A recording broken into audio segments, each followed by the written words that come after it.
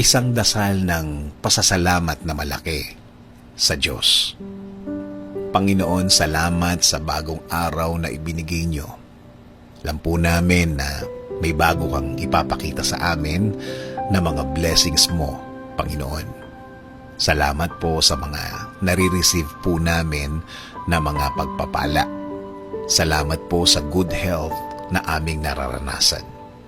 Salamat po sa patuloy na proteksyon na ibinibigay niyo sa amin at sa aming pamilya.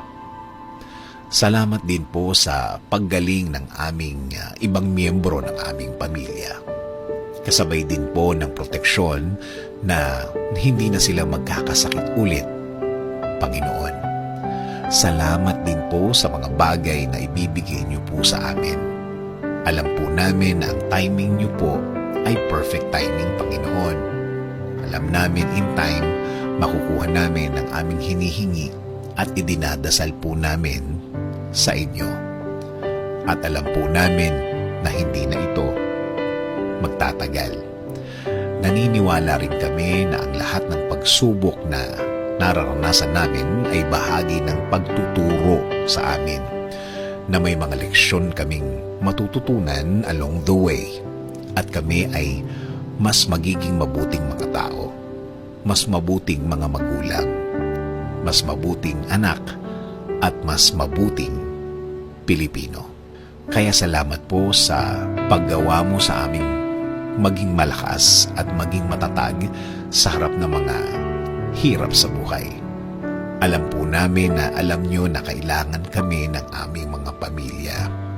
Sa mga biyayang ito, nagbabago din po ang tingin namin sa buhay. Kahit ang iba'y ang tingin sa araw-araw nila ay mahirap, ang sa amin po ay kakayanin namin. Inaamin po namin, Panginoon, na hindi namin ito kakayanin nang mag-isa kami. Kailangan po namin ang inyong presensya sa buhay namin. Itinataas po namin ang araw na ito. Kami po ay patuloy na magtitiwala at maniniwala na kami ay nasa ilalim ng inyong pagmamahal at pag-iingat. Kaya kaya po namin ang harapin ang araw na ito. Salamat po ulit, Panginoon, sa pangalan ni Jesus. Amen. Sabi nga sa Psalm 7:17, I will give thanks to the Lord because of His righteousness.